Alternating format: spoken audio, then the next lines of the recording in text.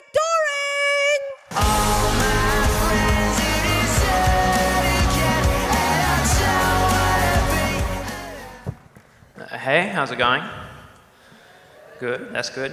I do quite a bit of stand-up in pubs around Sydney. Mum absolutely loves that I do stand-up in pubs because unlike watching my sisters play netball, she's actually allowed to get drunk and laugh at me.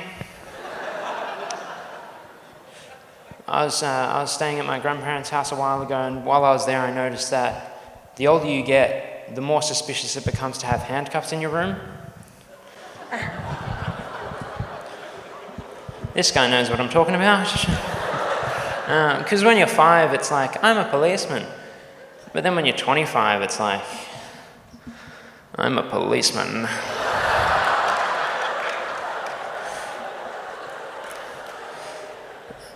So, did you guys know that bananas float? Yeah. Fan of bananas over there? Or? Yeah. So bananas float. If you fill your sink with water, chuck in a couple of bananas, they'll actually float. Except I reckon the ones with the red wax tips, you know the ones with the red wax tips? I reckon they probably float better because they're sort of like the surf lifesavers of the fruit world, aren't they? In fact, I reckon on Bondi Rescue, instead of the surf lifesaving tube, they should just have a bunch of red wax tip bananas. Because they're like swimming out to save someone, you could double as like a mid-save snack. Or on the more depressing side, an unlucky beachgoer's nutritious last meal.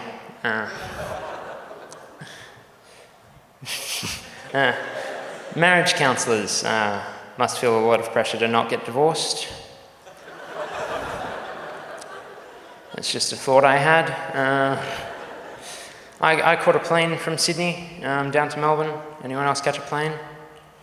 No one else. Okay, I caught a plane from Sydney to Melbourne. I'm quite afraid of flying. So when I sat down in my seat, I sat down, did my seatbelt up as tight as I could, But then I look up and I see the flight attendants sitting in their seats, and they're going,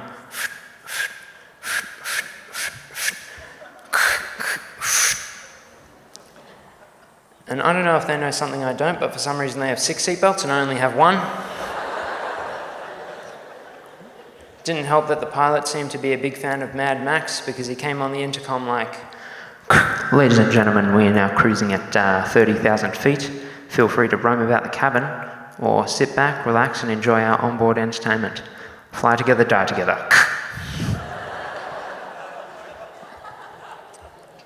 Another thing I notice about planes is that they never tell you the procedure for the likely events that are going to happen.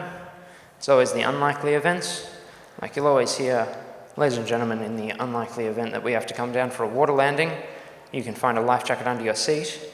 And then the flight attendants always demonstrate the life jacket. I think they do it in a funny way though, because if we were really coming down for a water landing, we probably wouldn't put on our life jacket like this.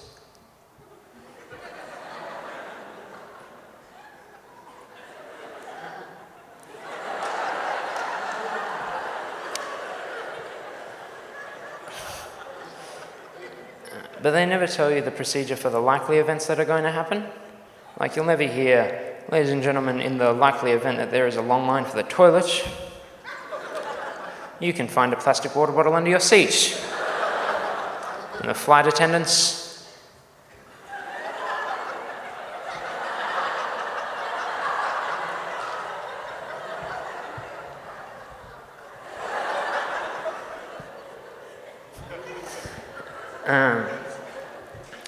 you know those game shows where there's a couple doors and behind each door there's a prize? The contestants come on the game show and they choose a door and they win a prize. I reckon public toilets are sort of like that. Except in public toilets, all the prizes are just shit, aren't they? Thank you, I've been Nic Doring. Nic Doring!